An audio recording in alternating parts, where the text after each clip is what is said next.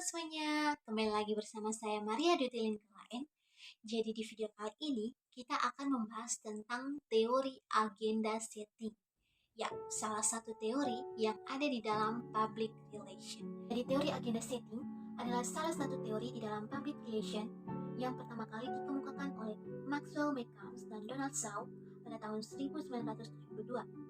Teori ini muncul dari penelitian mereka terhadap kampanye pemilihan Presiden Amerika Serikat tahun 1968 yang menunjukkan bahwa media massa memiliki pengaruh besar terhadap persepsi publik tentang isu-isu yang dianggap penting. Teori ini muncul dari keprihatinan tentang peran media dalam membentuk perhatian dan opini publik. Media tidak selalu memberitahu kita apa yang harus kita pikirkan, tetapi mereka dapat mempengaruhi topik apa yang kita anggap penting.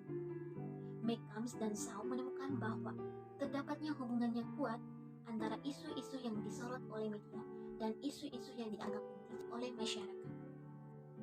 Ada 4 konsep di dalam teori agenda setting, yaitu agenda media, agenda publik, agenda setting, dan saliensi.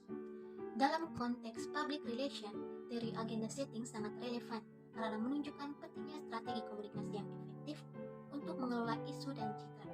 Beberapa implikasinya pada public relation pada masa kini antara lain yaitu pengelolaan isu. Public relation dapat menggunakan media untuk mendorong agenda atau topik tertentu sehingga isu yang mereka angkat mendapat perhatian publik. Nah, ini penting dalam krisis manajemen peluncuran produk atau kampanye sosial. Berikutnya, pencitraan organisasi. Dengan memahami bagaimana media menetapkan agenda public relation dapat membantu organisasi membangun citra yang diinginkan di mata publik. Misalnya, perusahaan dapat menggunakan media untuk mempromosikan tanggung jawab sosial perusahaan.